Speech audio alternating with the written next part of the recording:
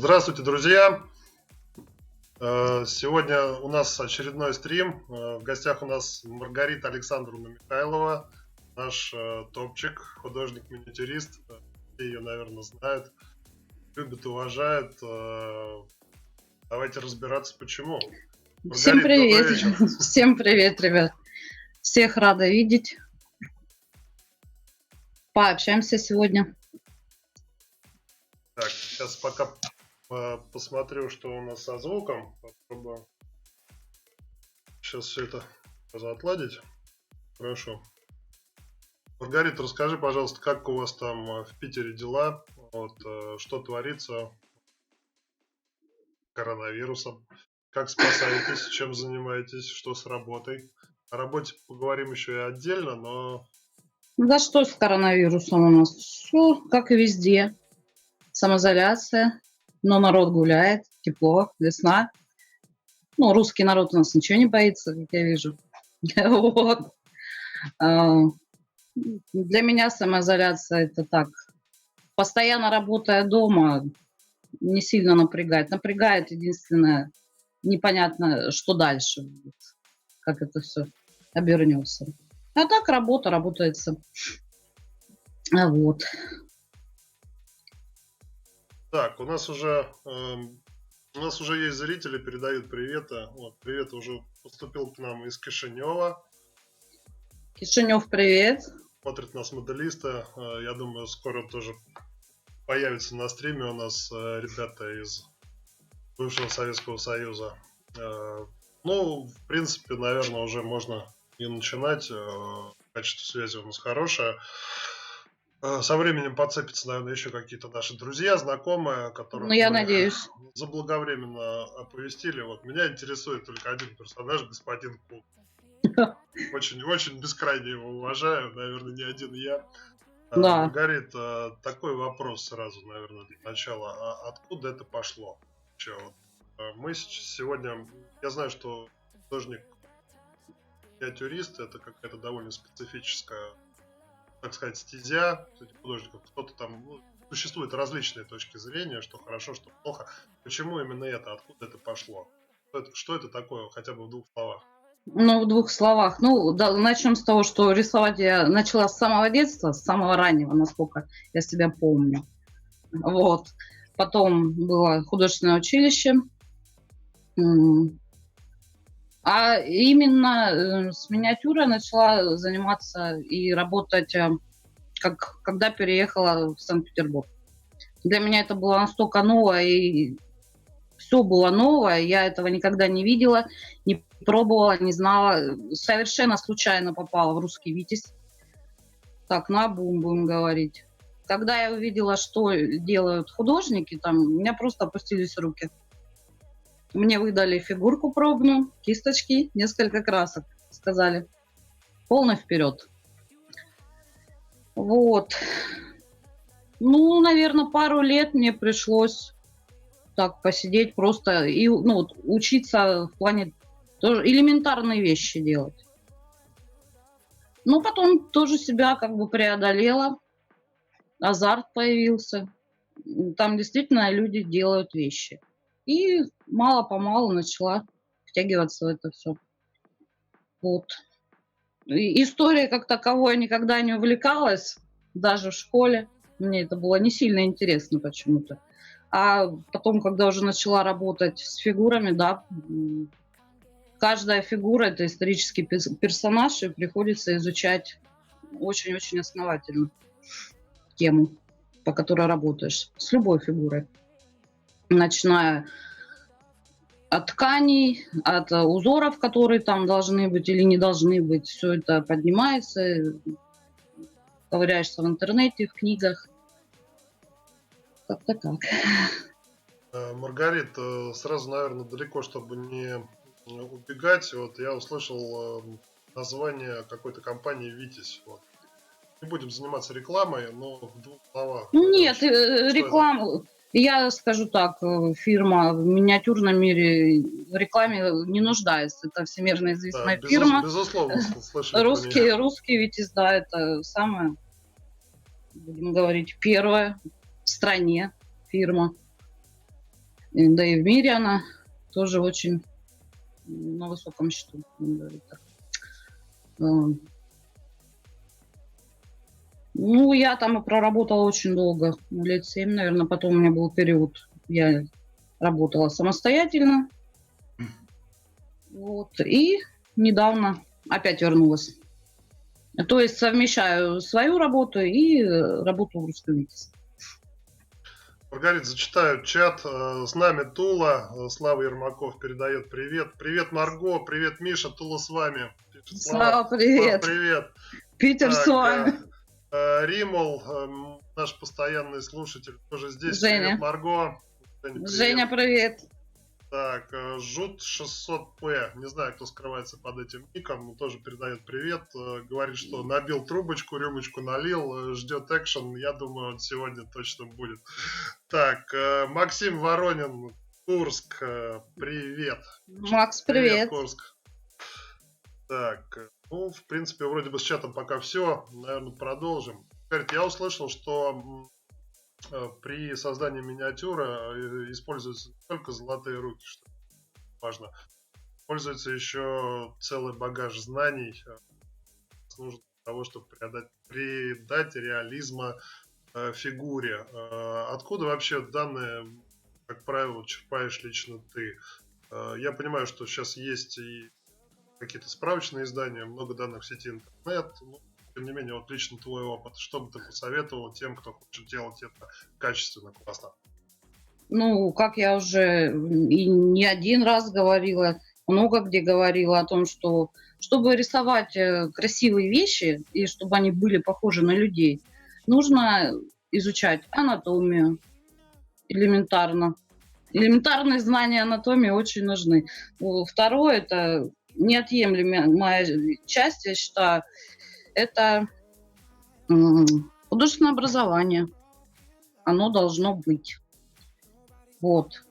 Потому что я сталкиваюсь, ну, по процессе всей работы с очень многими людьми приходится общаться, и очень много слышала отзывов, слов о том, что это не важно, главное тут желание и вообще...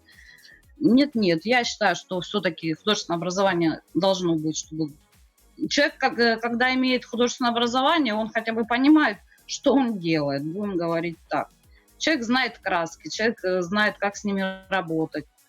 Я когда пришла работать, ну, когда начала работать с миниатюрой, мне очень сильно помогло знания, которые я получила во время обучения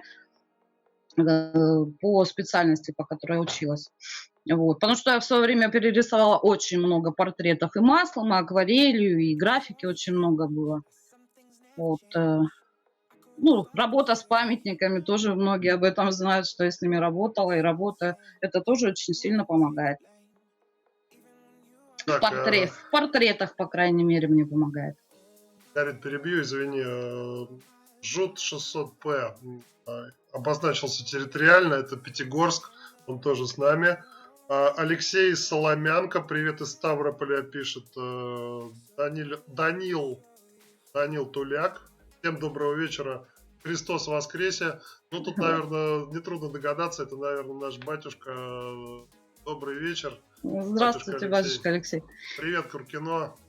Пятигорск, привет, я поняла, кто это. Так, Маргарита, еще я знаю не понаслышке, что занимаешься активно участием в всевозможных выставках, которых проводится достаточно много, по крайней мере, в таких крупных городах, Питер, Москва. В двух словах можешь рассказать, что за выставка, где, какая, может быть, топовая лично для тебя, почему, что-нибудь об этом? Очень интересно. Про выставки, да, могу рассказать. Первая моя выставка была не так уж и давно, будем говорить. Это в 2017 году. Первая моя выставка, это была «Армия на ладони», которая проходит каждый год. Все миниатюристы знают, где это находится и где это проходит. Да и стендовые моделисты тоже там бывают, я знаю. Вот. Это была первая моя выставка. Потом была сфера. Тогда, Это в принципе, рубиновая сфера, рубиновая да? сфера, да, Не все, рубиновая не все сфера. знают. Надо объяснить. Прошу прощения, это рубиновая сфера тоже в Москве проходит. Который год, наверное, 3 года уже или 4, я уж не помню. Я была на ней 3 раза. У меня есть все медали, у меня полный пьедестал рубиновой сферы есть. Вот. Топовый, ну, что рубиновая сфера, что о ней сказать. Это большая выставка, очень многолюдная, много участников, много категорий. Армия на ладони — это больше поезд, историческая миниатюра выставляется. Армия на ладони считается как бы старой школой, старой закалки такой. На рубиновой сфере ребята молодые организаторы, поэтому там более такая молодежная тусовка. Вот. Потом выставка в Туле в том году проходила, да, я посещала в качестве жюри. Спасибо Славику. Вячеславу Вячеславовичу Ермакову. Вячеславовичу, да. Давайте будем откровенны. Хорошо, Вячеславу Вячеславовичу спасибо. Вот. Было тоже все интересно. И поездка в Куркино. Куркино, да, как Куркино, раз да. к батюшке Алексею, это Куликово поле. Да, на Куликово поле, да. Мастер-классы там проводила, тоже все очень понравилось. Ребята замечательные все. Все было прекрасно. Что дальше с выставками будет, я не знаю. Вот День Победы намечается. Не знаю, пройдет он, не пройдет. От Лиги стендового моделирования, правильно? Да, очень надеюсь, что все-таки карантин снимут. Хотелось бы, конечно, посетить столицу. Да, Москву.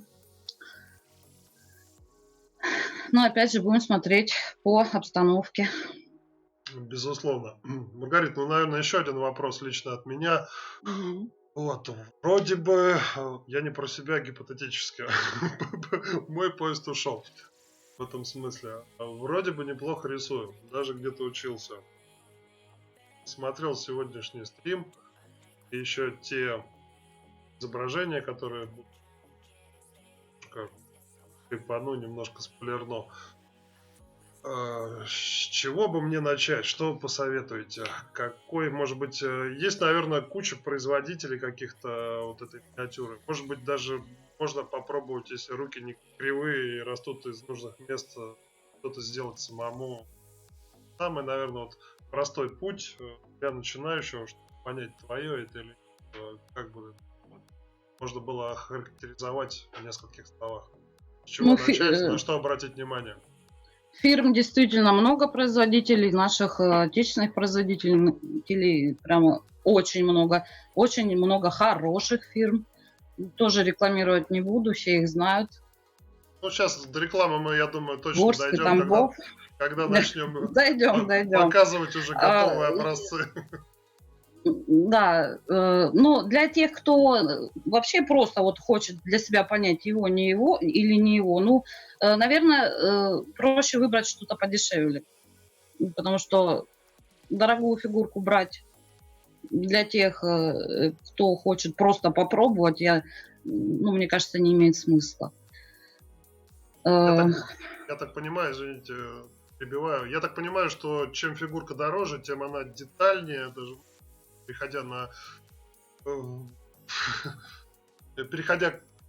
понятие всем моделистам, стендовикам, да, чем, наверное, дороже фигурка, тем она круче в плане детализации и так далее. И поэтому может получиться тот самый момент, когда конечный внешний вид, особенно в плане покраски, сильно не соответствует изначальному содержанию фигуры. Ну, да, все правильно, Миш, говоришь. Да.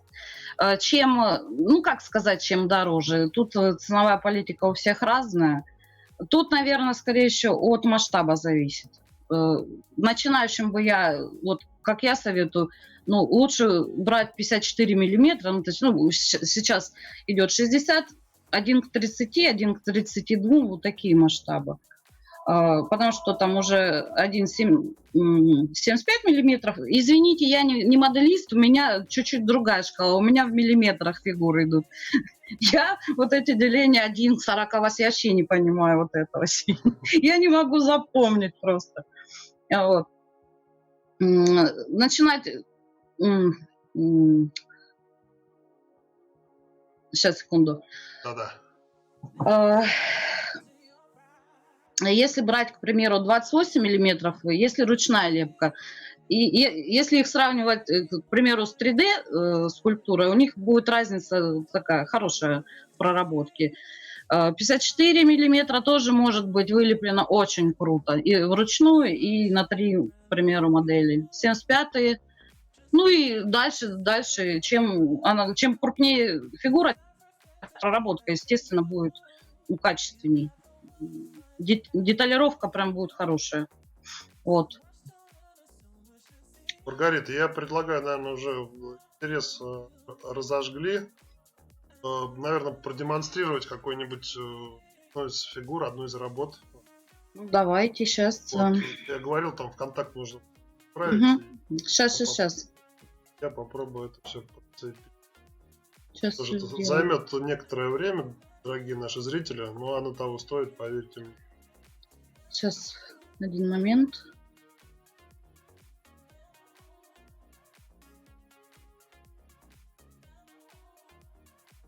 Так. Так, зачитаю чат. Угу.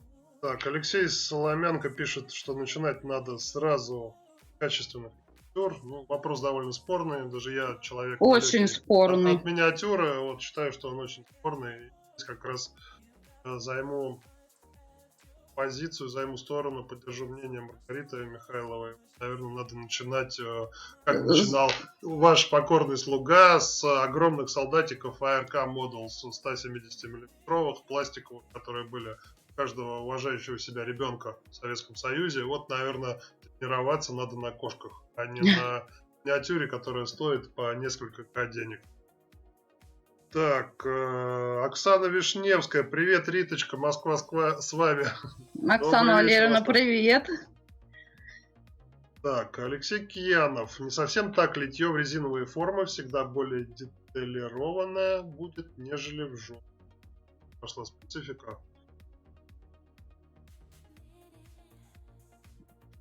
В этой дискуссии пока участвовать не будем. Оксана Вишневская. Маргарита, скажите, а вы для себя в коллекцию оставляете свои работы? Ну, коллекции у меня как таковой нету. Совсем недавно что-то начала оставлять для себя на полке. Вот совсем чуть-чуть. Так у меня все забирают. Конечно, хочется что-то, чтобы у тебя тоже была красивая коллекция, красивые вещи, и хочется их рисовать. Но на это, как обычно, не хватает времени. Как это говорится, сапожник без сапог. Так, первое... Сейчас, одну секунду, готовлю изображение.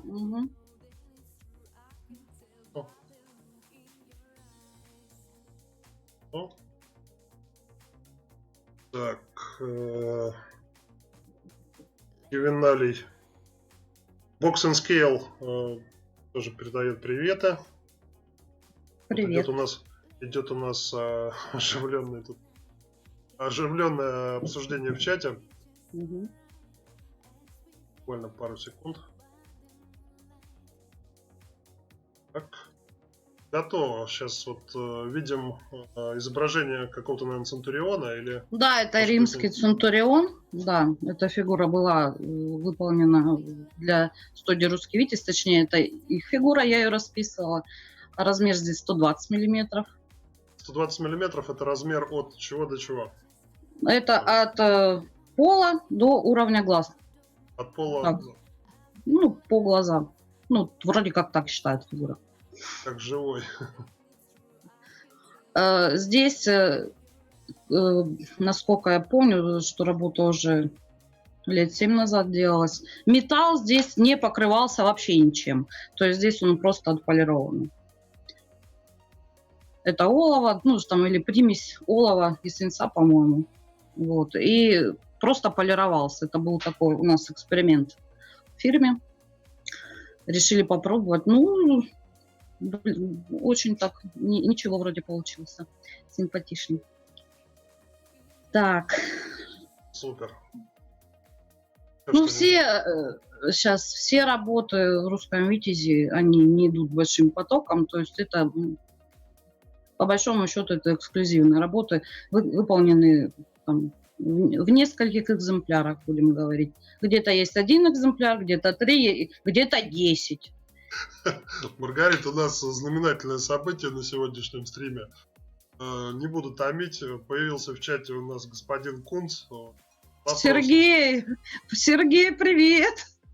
Очень рада. Привет, Сергей. Задает вопрос, будет ли сегодня мастер-класс, какую фигуру готовить. Наверное, скорее всего, этот вопрос связан с тем, хочет ли Сергей в очередной раз подержать спонжик. Ну, сегодня вряд ли будет у нас мастер-класс происходить. Я думаю, в дальнейшем это мы наладим. Спасибо Сергею за то, что он посетил город Тулу и мой мастер-класс. Я надеюсь, ему понравилось все. Да, на таких специалистах, на их активной позиции все зиждется, в принципе. Вот об этом тоже отдельный разговор. Поговорим о мастер-классах вот этих выездных, которые проводились. Так, ну, уже пишут зрители, что фото шикарное. Надо, наверное, еще что-нибудь. Я скинула сейчас фотографию. Хорошо. Сейчас вижу. Так, включил. Ну, это какой-то самурай у нас на... Да, это самурай, это Honda Тадакатсу. Года уж я не помню его жизни. Но это не суть дела. Это тоже фигура русского витязя. Ну, сейчас я с русского витязя чуть-чуть повыбираю фотографии, потом уже дальше. Ну да, логично. Это размер фигуры 54 миллиметра, то есть сам всадник. Ну и, естественно, в масштабе лошадка. В чем здесь фишечка такая в русском витязе? Они умело делают лошадок скачущих на одной ножке. То есть одна точка опоры – это вот такая фишка русского витязя. Это очень сложный, трудоемкий процесс, будем говорить. Фигура сама по себе очень классная. Мне вообще очень нравится самурай. И лошадки нравятся. Вот. Все до мельчайших подробностей деталировано. Оружие там сталь. Да, стальной клиночек. Ну вот. Такая милая вещица. Как меня в русском витязе научили изначально. Спасибо Галине Сычевой, это мой непосредственный, будем говорить, учитель для меня. Большущее ей спасибо за то, что научила. Сколько времени было затрачено, нервов и всего остального. Но оно того стоит. Вот. Маргарита, сколько в среднем вот именно конкретно на вот эту фигуру от начала до конца уходит времени профессионала? Времени. Я уже не говорю про силы, нервы, вот именно времени. Ой, слушайте, ну по часам я не скажу, я никогда не считала часами. Ну вот, например, конный, ну, недели 2. Плотного такого вот просто сидения за столом. Как это говорится, не разгинаясь. 2 недели, господа, из присутствующих средний класс, богема, вот. Считайте, сколько вы получаете за полмесяца, ставьте, сколько должна стоить такая фигурка, это произведение искусства. Так, зачитаю чат. Доктор Пирогов, у меня вопрос по оловянным фигуркам. Скажите, пожалуйста, а как их подготавливать к покраске в плане грунтовки и какие краски лучше использовать? Наверное, пару слов об этом сказать. Да, конечно. Ну, любая фигура требует подготовки, естественно. Металлические фигуры обычно моют сода и любое какое-нибудь моющее средство. Потому что при процессе сборки идет, где-то спаивается и где-то может остаться кислота, которую нужно нейтрализовать. Которая потом разъест краску. Да, которая просто со временем, она все равно выйдет наружу и поднимет краску. И любой грунт, какой бы там ни был хороший грунт. Вот. Фигура моется, зачищается, все это обезжиривается, естественно, и уже наносится грунт. Грунт кому какой нравится. Я за все время перепробовала просто массу всяких разных грунтов. Вот, и потом уже идет грунт. Обычно я грунтую после любого грунта я наношу белую краску, это как подложка, как чистый холст, будем говорить так. Кто-то начинает с черного рисовать, я никогда так не рисовала, я рисую с белого, начинаю, так проще, мне, по крайней мере. Вот, краски я использую темперу питерскую и акрилы, Валеха, АК. Темперу, не знаю, чего так все ее боятся. Я считаю, что темпера это очень превосходный материал для работы. Темпера матовая, да, с ней трудно работать в плане размывок, она очень сложно размывается, но она дает идеальную матовость. И я еще такое маленькое, точнее, я никогда не покрываю свои работы лаком. У нас за это били по рукам в Рустаме Витязеве. Браво. Ну, наверное, свой опыт общения с темперой опишу. Он был скоротечен, но тем не менее незабываем. Вот. И именно лично для меня темпера отпугнула меня тем, что при высыхании она на несколько тонов становится светлее. Вот. Такие шахматы с ней играть уже не смог.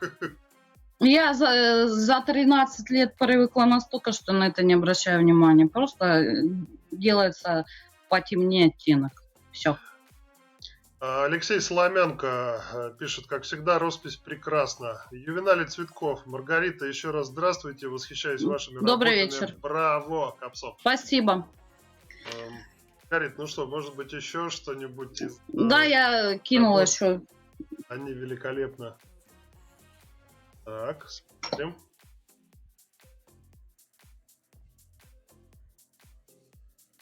О-ля-ля. Друзья мои, вы даже не представляете. Так, что у нас на экране?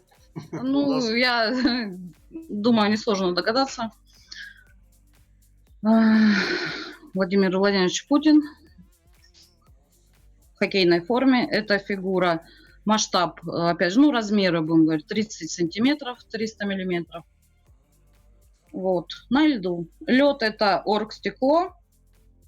Следы делались на специальным пескоструем. Песком выдувалось все это. Тяжелая, будем говорить, работа в плане и росписи, и по весу она так тяжеловатая была. Вот. Маргарита, это смола или литье? Нет, русский Витязь только исключительно смолу не делают. Вот Обалдеть. это вот... Это килограмм 6 весит вот. Ну, примерно так, да, где-то так. Маргарита, ну, наверное, как раз сами предвосхитили мой следующий вопрос. Наверное, ваше ремесло подразумевает не только военно-историческую миниатюру, а еще, наверное, создание на заказ точных 3D-копий, изображений объемных каких-то интересных лиц, ныне здравствующих или уже ушедших. Вот об этом можно пару слов? Что вообще заказывают? Тут, понятно, действующий президент Российской Федерации Владимир Владимирович Путин, честь и хвала, при всем уважении, так и есть. Кого еще заказывают частенько? Ну, правительственных много было, конечно, заказов, но, опять же, это все витязевские заказы. Именно портретные, ну, их не так уж и много на данный момент просто из-за дороговизны самой работы скульптурной. Вот. С 3D, да, с 3D нужно пробовать работать, я думаю, в этом плане, в плане портретов. Это просто еще не занималась такими вещами. Ну, тут, наверное, даже и нет смысла кривить душой, ну, хотя бы нет смысла кривить душой. Сколько вот вообще стоит в итоге вот то, что мы уже конкретно... Вот я, например, захотел сделать фигуру ростовую дедушки, у меня есть фото. Изначально я, наверное, обращаюсь к какому-то скульптору, будь пластика или 3D, об этом тоже отдельно поговорим. Вот потом это попадает к профессионалу, миниатюристу, художнику. В итоге только почек мне надо продать. Если это не секрет. Я не буду озвучивать ценники. Все, я понял. Так, наверное, зачитаю чат. Сергей Кунц опять у нас Да, внимательно слушаю. Честь и хвала, спасибо. Аэром пользуетесь? Если да, то какой производитель для каких работ? Ну, аэрограф, да, у меня есть 2 аэрографа даже. Я не так давно открыла для себя этот девайс. Вот. Так все, ручками, кисточками. Один у меня есть джазовский для грунта и один Ганза немецкий. Ганза с 0,2 соплом? Нет, 3 у меня. 0,3. Так, ясно. Ну, наверное, ответ на аэро получим. Да. Наверное, к следующему фото перейдем. Сейчас я скину еще. Сейчас, секунду.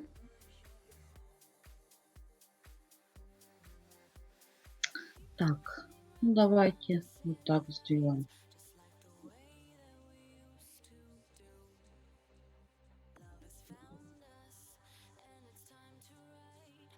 Прошу прощения, долго загружаются. Ну. Есть фото. Уже на экране. Угу. Видимо, наверное, каких-то монгольских воинов, если я не ошибаюсь. Да, это это 14 век, насколько я помню. Это такая маленькая виньеточка была так, сделана. Сейчас, одну секунду. Изображение у нас пропало. Прошу прощения.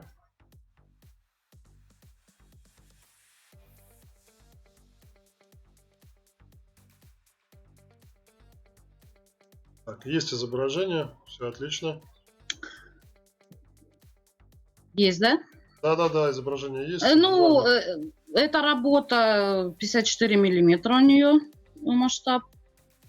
Вот, скульптор Сергей Валгер.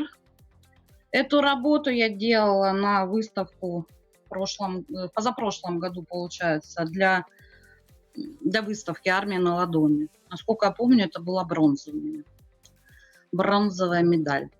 Вот. Такая работа. Очень симпатично, мне самой понравилось. Прошу прощения. Верблюд с всадником, это такие у нас были.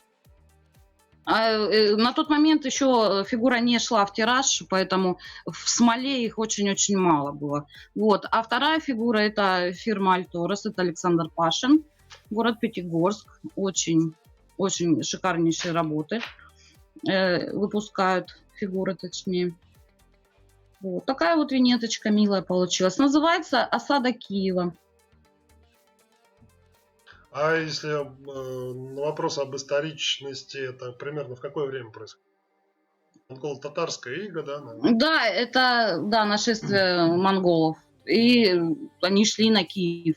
Все это тоже поднимались исторические хроники, все это изучалось, потому что это была зима, пришлось сделать снег, растительность под снегом. Ну, мне понравилось, в принципе, делать ее.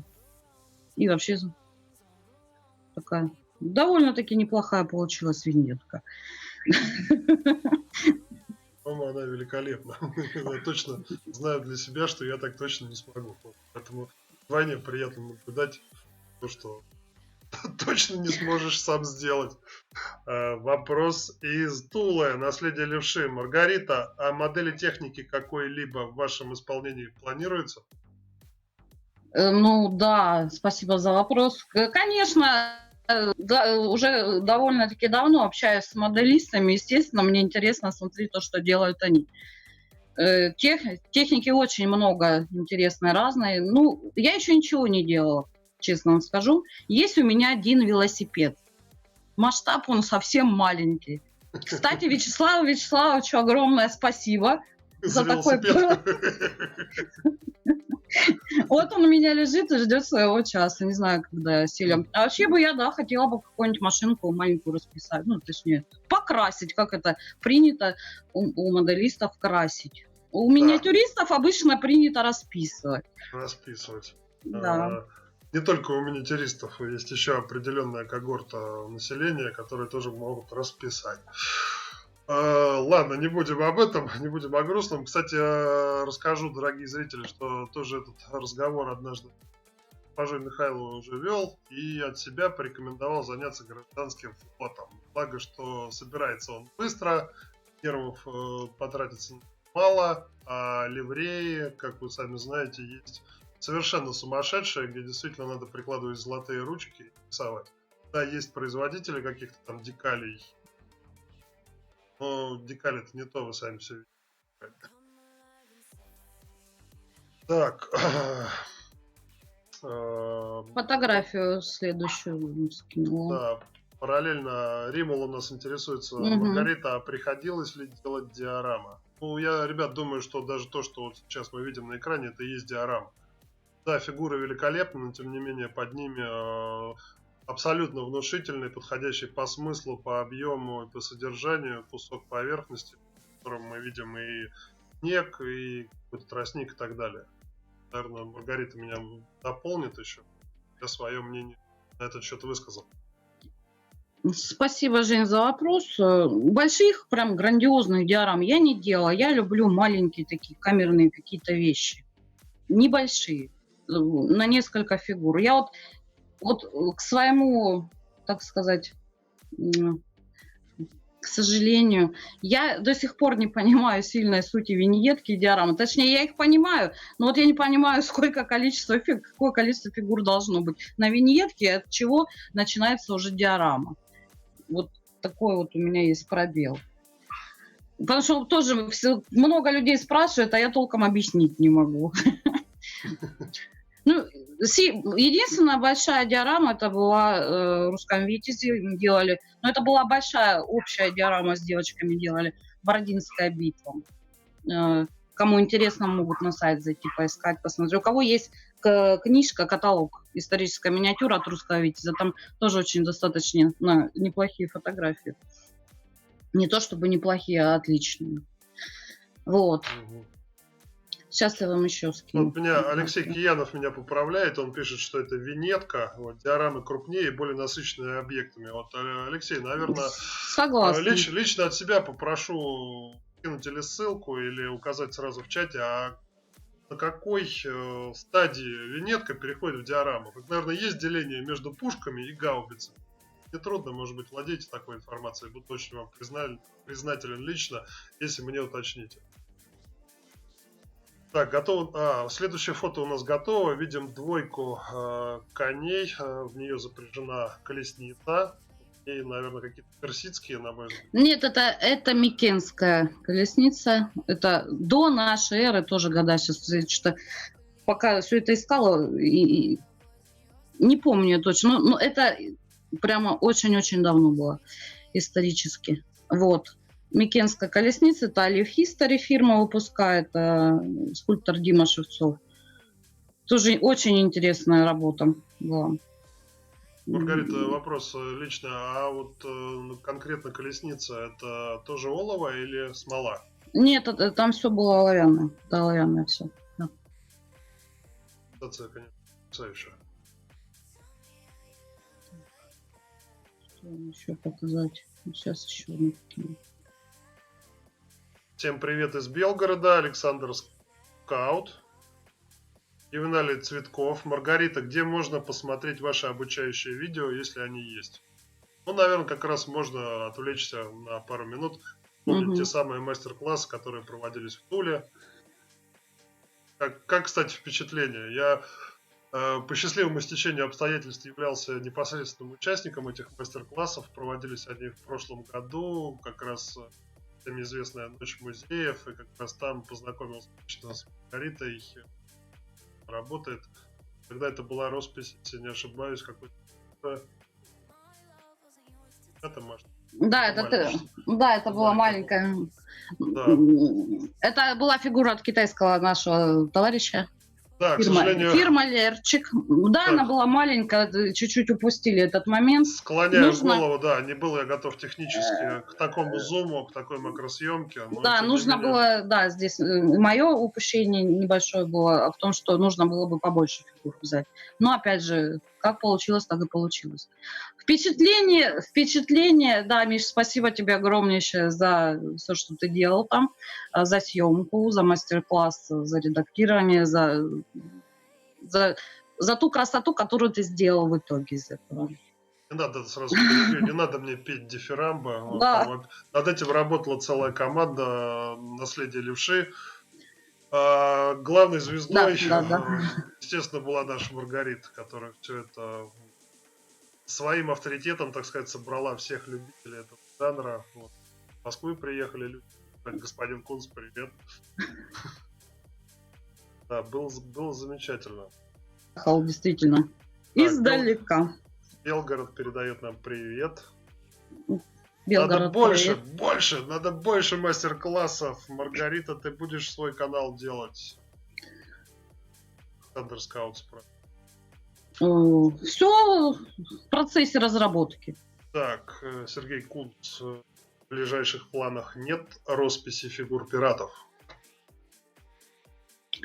Пират? Да, я поняла, о чем Сергей Кунц говорит. Я очень хорошо его поняла. Сережа, все будет, не переживай. Я про тебя помню. Коробочка Так. лежит, далеко не убирала, Сереж. Так, не пойму, кто отвечает. Появился в чате Сергей Бритва. Сергей Юрьевич Орешин, очень хороший наш друг, знакомый. Добрый вечер. По-моему, это он отвечает Александру Скауту, если я не ошибаюсь. Читаю. Диорама от древнегреческого «через», «сквозь». И вид зрелища. Лентообразная, изогнутая полукругом. Живописная картина. Передним предметным планом сооружения реальные бутафорские предметы. Ну, раз так, ребят, тогда диорам я видел всего парочку. А все остальное это не диорам. Это виньетки. Да, поэтому прошу хотя бы, ну, не знаю, какие-то. Здесь сейчас очень. Кстати, по-моему, это да, Сергей Бритов. Юрий Орешин. Спасибо, да, за информацию. Тут точки над «ё» расставлены. Следующее фото у нас готово. Угу. Да. Так. Идем.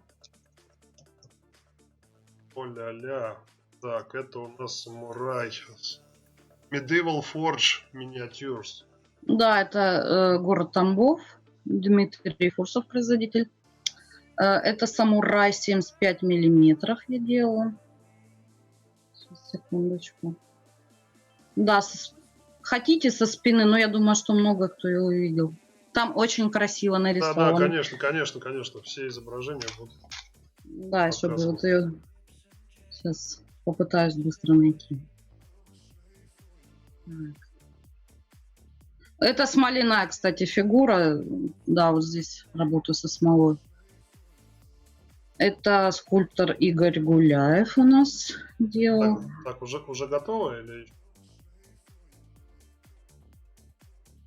Не поняла. Маргарита, фото готово к трансляции? Уже можно включать? Хорошо, жду. Сейчас я...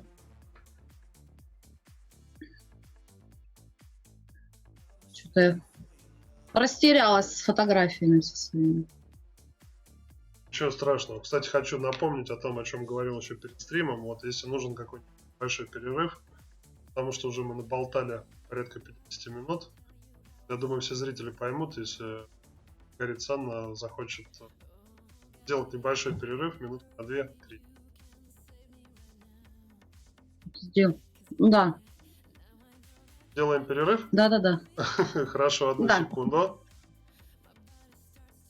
Ну, уважаемые зрители, давайте тогда прервемся на пару-тройку минут. Я думаю, все останутся, никто не убежит. Тем более дальше очень интересное продолжение, интересные комментарии. У вас также будет возможность задать вопросы непосредственно лично в чате Маргарите Михайловой, нашему великому, не побоюсь этого слова, топчику в росписи миниатюра. Вот, поэтому не пропадайте, скоро будем.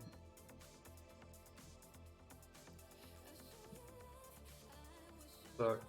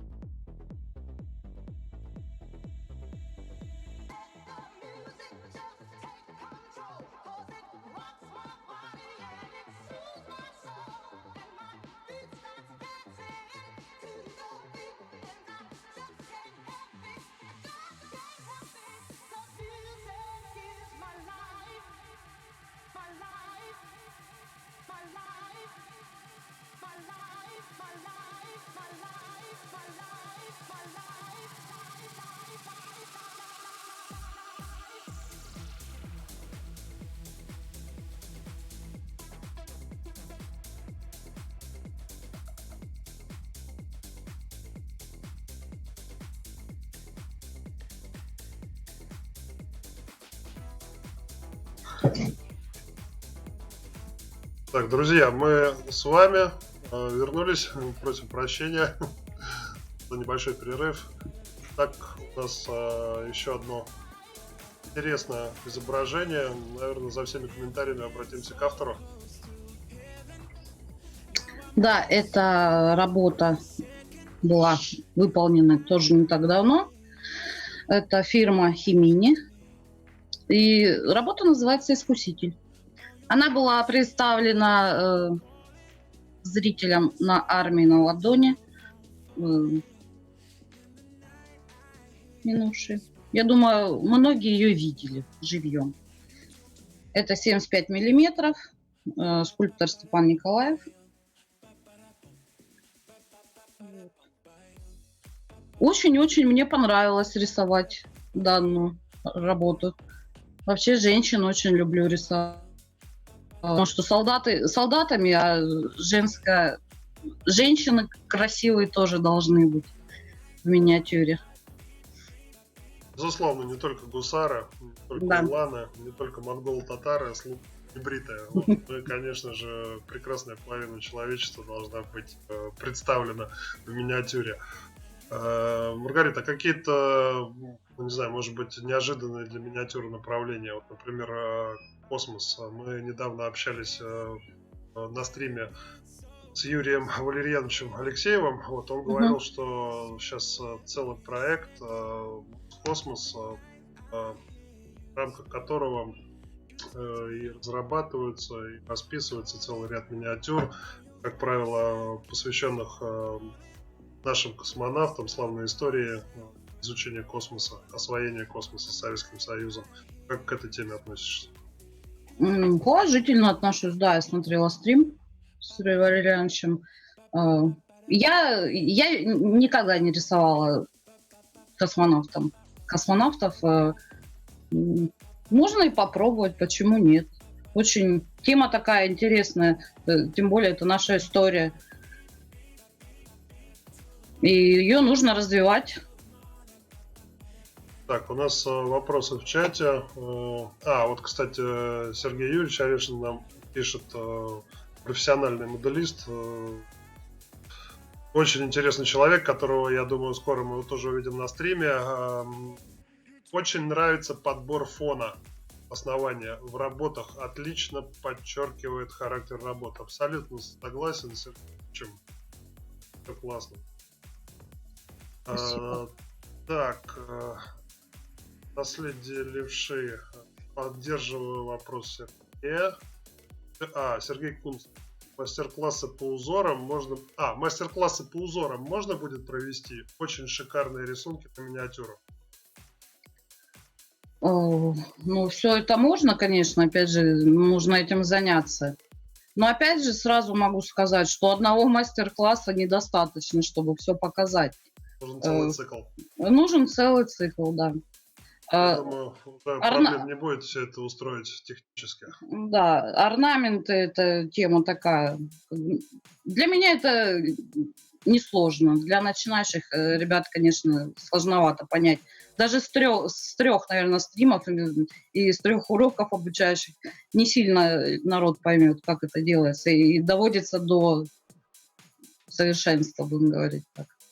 Маргарита, вот сразу вопрос от меня. Ну, все, наверное, понимают, что размер фигурок очень велик.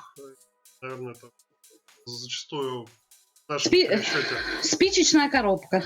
Да, и тем не менее там очень детально передается изображение какого-нибудь или герба на щите, или узора на ковре. Это все делается без использования средств увеличения, там, луп, линз и так далее. И все-таки приходится пользоваться какими-то приборами, приспособлениями. Я благодарна, наверное, судьбе, что я еще очки не использую. Никакие увеличительные стекла я пока не использую. Пока так вижу. Так, надеюсь, это дальше будет. Хотелось бы. Просят еще отдельный мастер-класс, зачитают дословно, по чесу лошадок. Такие пироги. Так, Римул спрашивает, Марго, как вы относитесь к таким приемам росписи, как OSL и NMM? И используете ли вы их в своих работах? Так, ну, я поняла. ОСЛ это, насколько я помню, OSL, может быть. это со светом, работа со светом на контрасте пользовалась. Это больше для фигур фэнтези скорее. В исторической миниатюре как бы коллекционеры предпочитают такую старую школу. Вот. И насчет NMM, это non-metallic металл, то есть передача металла с помощью обычных акриловых или там обычный акрил используется, без использования металликов. Вот, по этому поводу я пробовала эту технику, опять же, она не везде подходит, не совсем простая техника, и надо учиться, там тоже нужно понять суть, как это делается. Но опять же, все это делается на контрасте. Вот, и для исторички, опять же, для исторической миниатюры, оно не совсем как бы подходит, эта техника. Больше это для фэнтези идет. Так я положительно к техникам отношусь, потому что все имеет место быть. Почему бы и не рисовать так? Маргарита, применительно к фэнтези, вот я заметил, что твоих работ фэнтези, по крайней мере, я не видел ни одной. Есть одна. Виновен, не разглядел. С чем это вообще связано? Почему упор вот именно на истории? В чем там суть? В чем зерно? Мне нравится рисовать живых людей. Наверное, так. И опять же, наверное, аспект вот этой историчности, учения. Я так понимаю, что фэнтези это в любом случае плод воображения какого-то человека или группы лиц, которые создали там или игру, или какой-то такой проект, рисовали какие-то графические объекты, уже потом создали их, опять же, наверное, добавив чего-то своего, привнеся какие-то краски, вкладив какие-то слои, и потом уже, наверное, рисуют, зачастую не используя каких-то строгих шаблонов, которые уместны как раз в историческом мире. Ну да. Я так скажу, я фэнтези в принципе не делаю, ну, у меня их нет, потому что я их не рисовала, потому что у меня нету времени на них.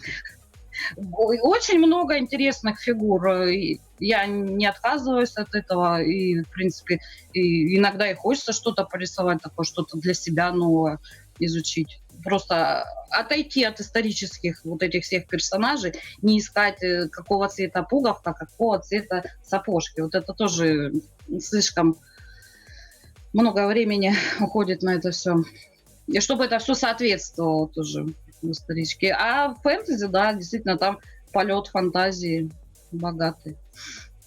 Лично за себя отмечу, наверное, может быть, меня поправишь, в фэнтези есть такие авторы, как живописцы фэнтезийные. Так интересно охарактеризовал.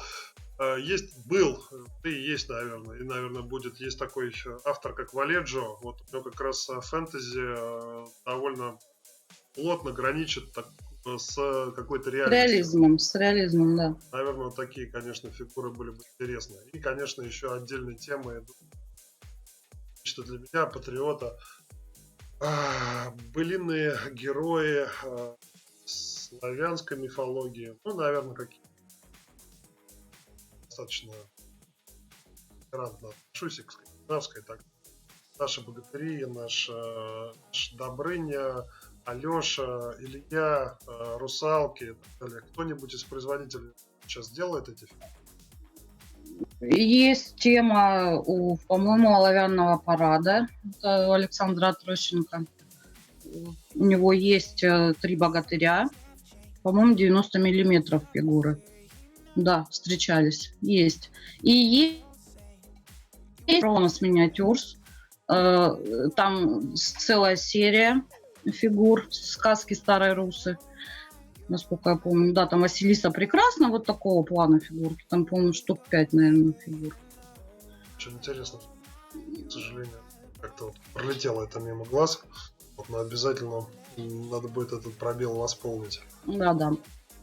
Так, Кстати, можно, вопрос был задан, я на него не ответила по поводу почеса лошадок. так, чёса. Так, небольшие проблемки у нас со По связью. поводу... Мгм. Чуть-чуть, Маргарита, у нас подлагиваешь. Вот, это, скорее всего, связь. Простите. Да, ничего, все нормально будет.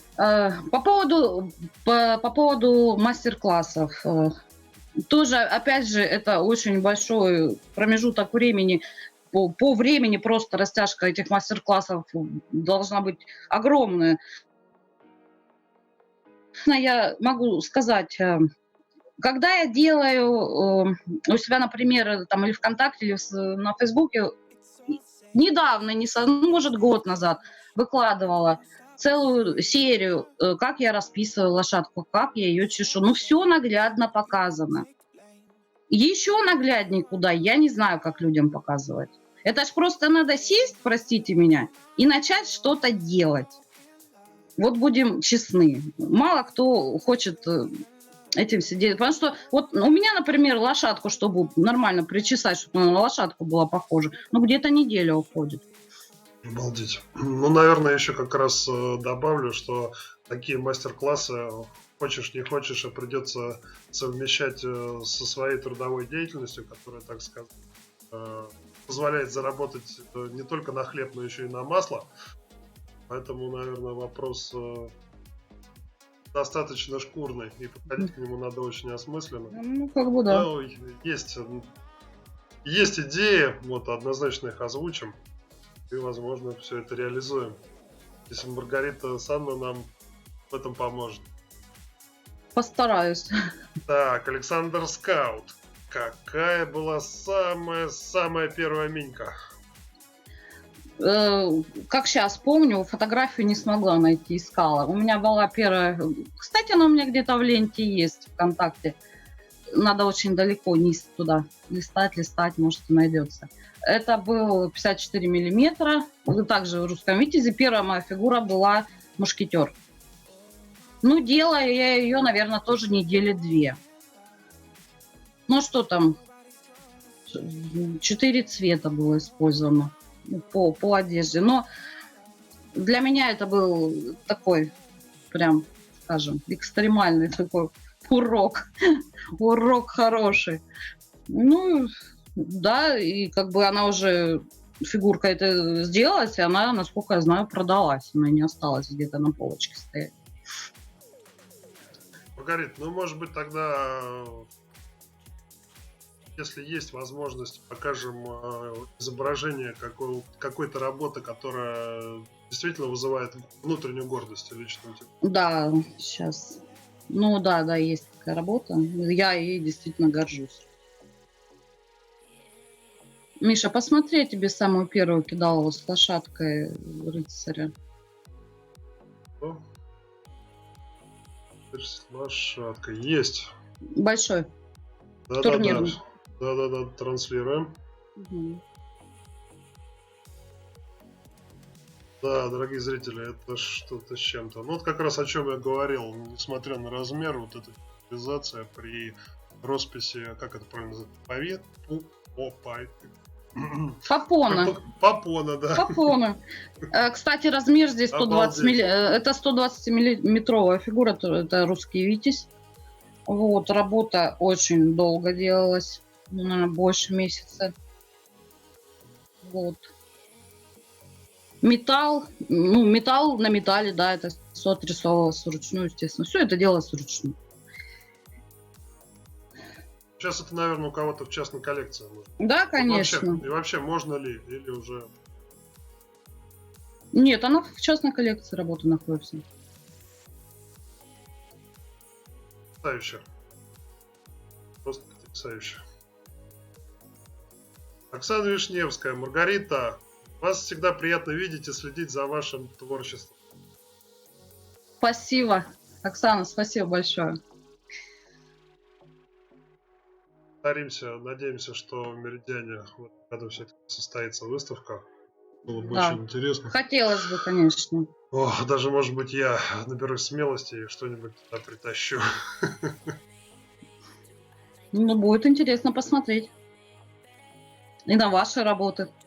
Нет, ну, наши работы не такого высокого качества. Не, ну, В частные коллекции они пока не вхожи. Но я не волшебник, я только учусь. Но пока стараюсь как-то в это непростое время, когда все сидят по домам, какими-то запасаться понятными электронными пропусками и так далее. Наверное, все это к лучшему, чтобы что ни говорил. Есть возможность соединить всех интересующихся, всех любителей, всех почитателей, всех тех, кто практикуется вместе, делиться опытом, поболтать, задать друг другу вопросы, особенно таким профессионалам, как Маргарита. Так, спасибо, Миш. Box and Scale. Маргарита, подскажите, пожалуйста, был ли у вас опыт в росписи солдата более современного периода?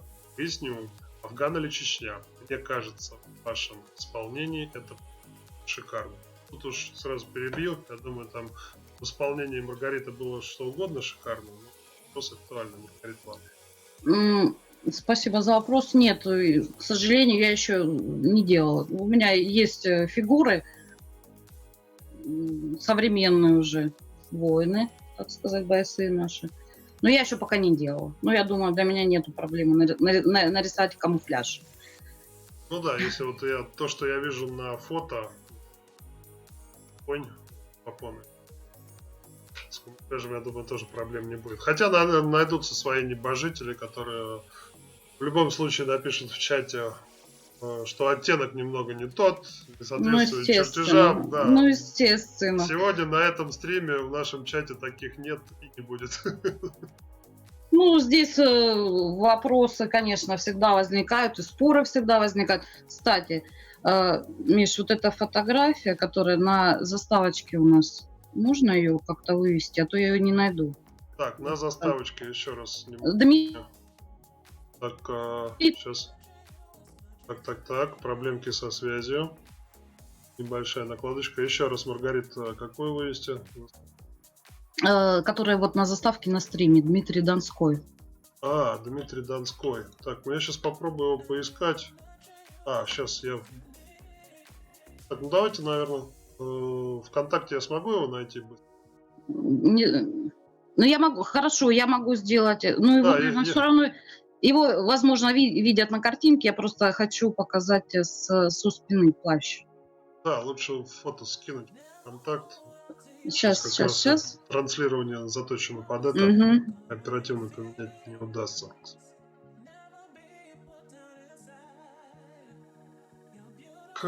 Так. Наталья Шишко. Маргарита, привет. Как всегда, потрясающе. Наташа, привет. Это рада.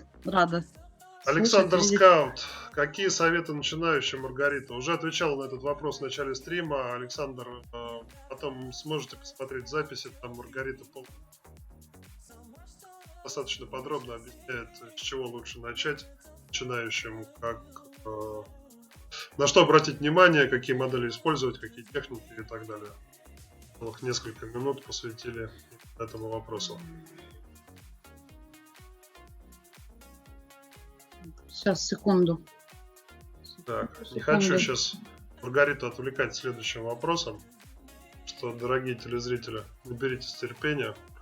И пока Маргарита ищет фото очередного шедевра, более пристально смотрите на этого прекрасного рыцаря. Конечно, обалденно. Это обалденно.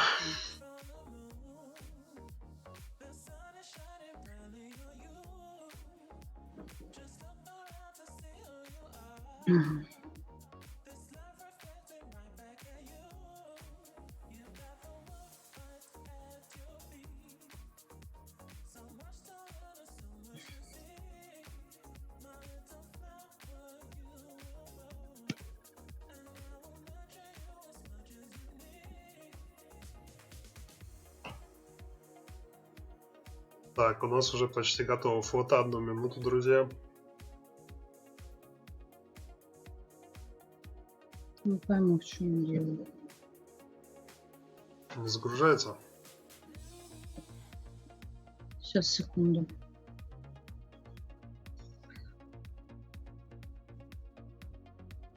Да, хотела показать, вот Наталья Шишко, это город Коломна, и хотела пару слов сказать.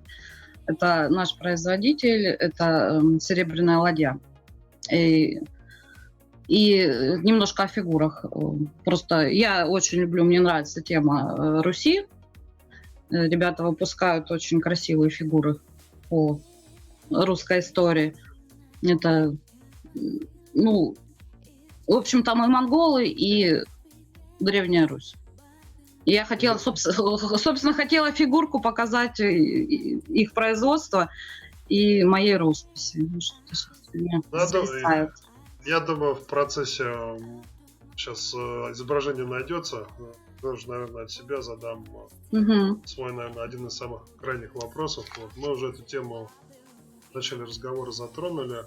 Маргарита, как ты относишься к получившим сейчас достаточно широкое распространение 3D-технологиям применительно к скульптуре? Имеет ли место быть 3D-скульптор?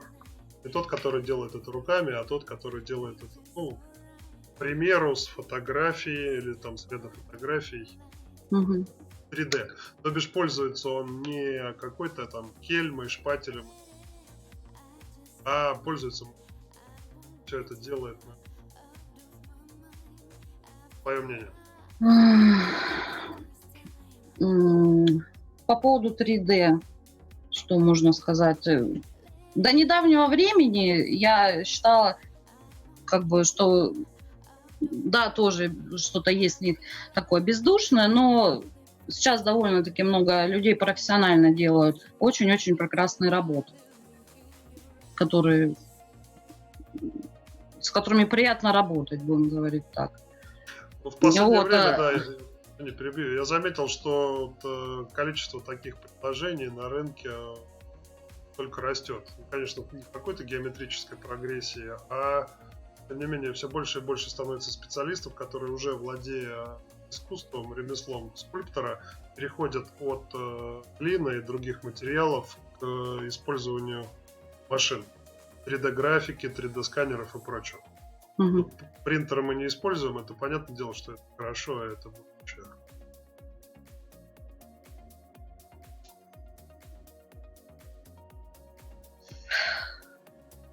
Не может ли получиться так, что через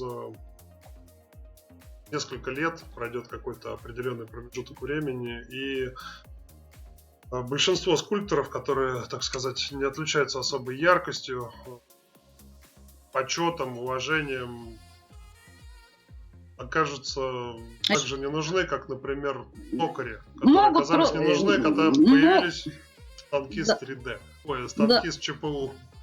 Да, я поняла. Да, скульптора, которые, будем говорить, не совсем на высоком уровне будут все это делать, просто останутся неудел. Технологии заменят в ближайшем будущем. Наверное, это тема для, наверное, не одного часа. У каждого есть свое мнение на этот счет. Ну да. Но, тем не менее, взгляд со стороны именно такой. Так, наверное, оно и... Развитием 3D-технологий многим людям станет проще делать это самим. Причем тот факт, что есть возможность, так сказать, оперативной корректировки получившегося результата, в большей степени на развитие технологий. Поживем, увидим. Вот, кстати, сейчас, секундочку, Миша, я сейчас тебе перешлю фотки. Наташа помогла, кстати. Наташа, спасибо. Да, кстати, ребят, прошу, если кто-то знает ВК Маргариту, можно туда какое-то фото отправить, помочь, ускорить. Да, так быстрее будет, спасибо. Да, единственное, сегодня у нас небольшие проблемы с интернетом. Стараемся их к следующему стриму и к последующему, естественно, решить с изображением и с качеством связи. Ну, что говорить, не кривя душой, сегодня не так все было замечательно. Миш, ну посмотри фотографию. Так, минуту. Есть. Тут у нас сразу целых 3. Вот сейчас первая, Да. вид слева. Так, уже транслируем. Так, это у нас всадник. Скорее всего, русский витязь. Это Дмитрий Донской. Это Донской. Серебряная ладья. Вот как раз-таки Наталья и Валера.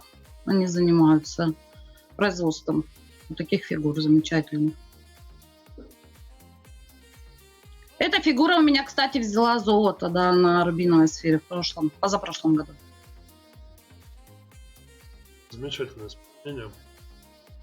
Вот, я сейчас хотела еще добавить чуть-чуть, Миш, к вопросу о орнаментах.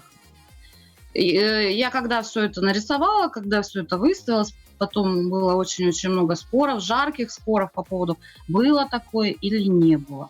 Возможно такое было быть или нет. Ну, здесь уже вопрос такой риторический, будем говорить. Наверное, нет ни у кого точного ответа на это. Ни у кого этого вопроса, ответа нету. А так, ну, пришлось посидеть над фигуркой долго, да. Ну, кстати, применительно к этой фигуре сам собой еще созрел вопрос. Я так понимаю, винетка изготовлена непосредственно тобой, твоими ручками. Ну да, фигуру мне предоставили. Да. Кстати, это для бокс-арта рисовалось. А уже земля и все остальное, это делала я, да. Ну, подставочку Вот я заказывала. именно по винетке, да, по подставочке. Какие, не знаю, производители или подручные средства, какие способы используются для изготовления подставки? И деревянное основание откуда вообще появляется? Это какой-то производитель или... Ну, какие-то там знакомые краснодеревщики? Как это ну, вообще, как бы, людей очень много занимаются подставками. Ну, основной наш производитель, его все, в принципе, знают из Карелии. Вот. Кто у нас еще? Слава Русяев из Новосибирска, по-моему. Саша Зубков, спасибо огромное за подставки. Это город Белгород. Очень много мне помогал и помогает подставочками. Говорит, а есть какие-то требования к подставкам, или это опять же только все корректируется личным представлением о красивом, о прекрасном? Ну, как бы стандартов как таковых нету на подставке. Здесь уже кто во что гораст, будем говорить. Но единственное, что я уяснила, как-то очень давно прочитала статью Константина Судина, производитель тоже у нас, да, все его знают, Костя, это First Legion фирма, и прочитала его статью о подставках. И очень-очень хорошо для себя уяснила, что подставки должны быть темными.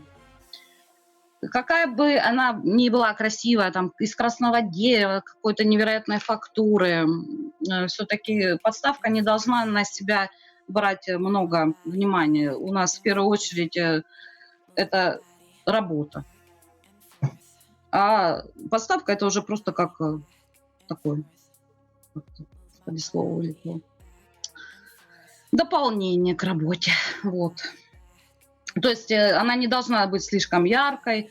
Но опять же, это все применимо к исторической миниатюре. На фигурах фэнтези там уже, я думаю, там все что угодно можно навертеть с подставкой. Вот. Земля, собственно, на подставке делается. Я ее делаю элементарно из обычной смолы бокситной и манной крупы. Это очень-очень много проблем решает. Химии много не надо использовать, дорогущей. Маргарита, какие-то, вот раз об этом зашла речь, какие-то дедовские способы, какие-то там личный опыт.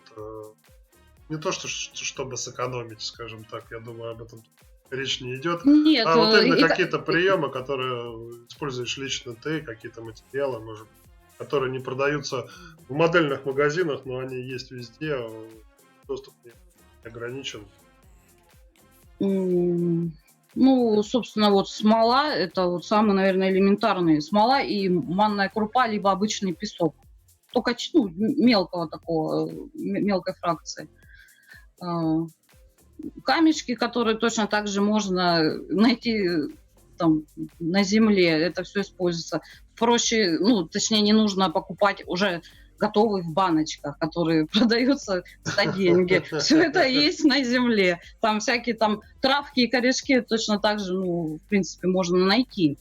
Ну, конечно, кому это лень, можно и покупать. Но, опять же, сейчас здесь кто хочет этим заниматься серьезно, чтобы это приносило хороший доход, нужно использовать хорошие материалы, не экономить на этом.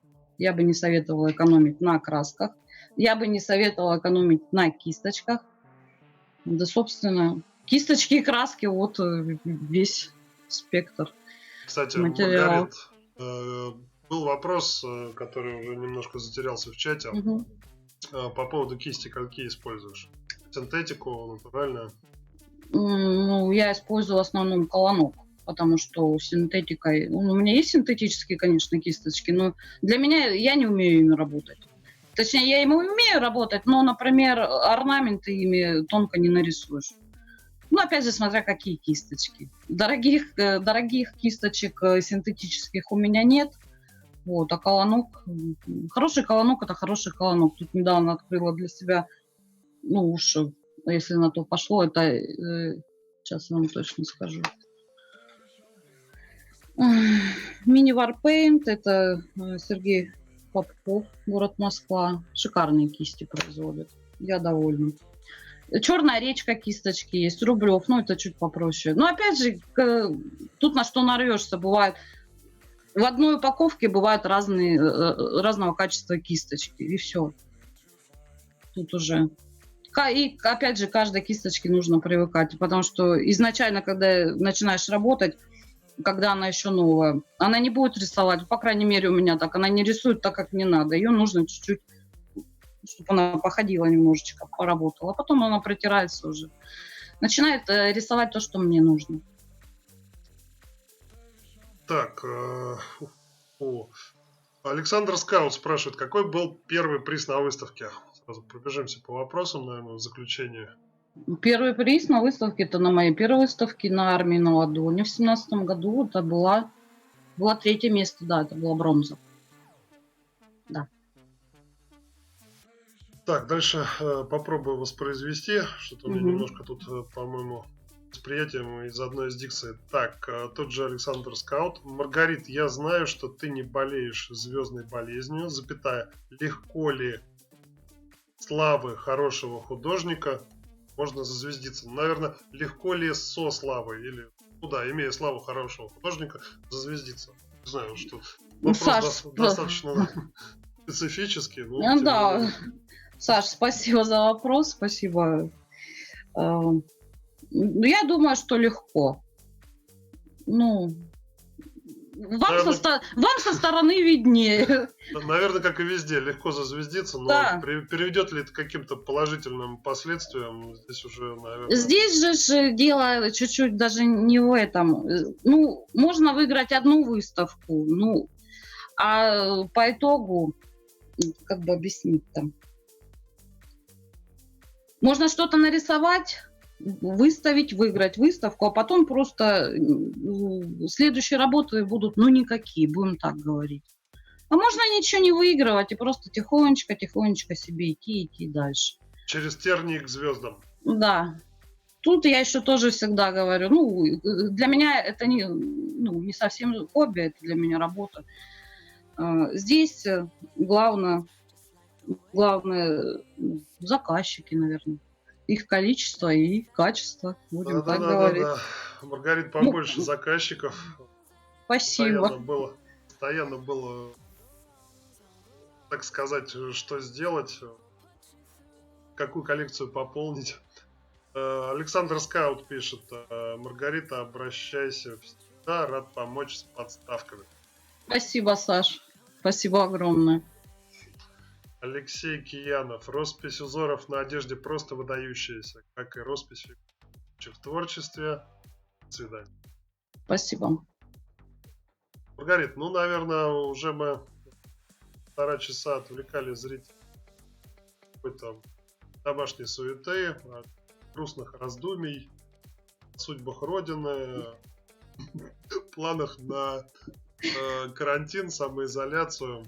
Думаю, сегодня забываемый вечер. Я лично, опять же, почерпнул для себя очень много нового, узнал много интересного. Не зря прожил день. От себя лично благодарю всех зрителей и, наверное, тебе заключительное слово. Спасибо, Миша. Во-первых, спасибо огромное, что помог все это организовать, преодолеть все страхи и волнения. Спасибо за поддержку и за помощь. Спасибо всем присутствующим в чате, кто смотрел, кто смотрит, за вопросы. Мне очень приятно было пообщаться, ответить на вопросы. Ну, что сказать. Всех рада видеть. Спасибо огромное. Всем удачи, всем терпения. Я думаю, что рано или поздно все это происходящее у нас закончится. И мы будем жить как... У нас скоро лето. Готовимся к лету, друзья. Не унываем, не расслабляемся, не забываем работать, уделять время их побольше хобби. Ну, в общем, как-то так. Всем удачи, всем спасибо. Спасибо, друзья. Напомню, сегодня с нами была Маргарита Михайлова, замечательный художник-миниатюрист из Санкт-Петербурга. Надеюсь, мы еще не раз Маргариту в эфире увидим ее прекрасные работы, может быть, даже вживую нам удастся. Ну, а может быть, даже увидим Маргариту, благо, что она занимает всегда очень активную позицию, когда приезжает на выставки, участвует, поддерживает лично. Маргарита, спасибо тебе большое за сегодняшнее интервью, за сегодняшний стрим. Ну и до новых встреч. Спасибо, Миш. До свидания, друзья. Всего хорошего.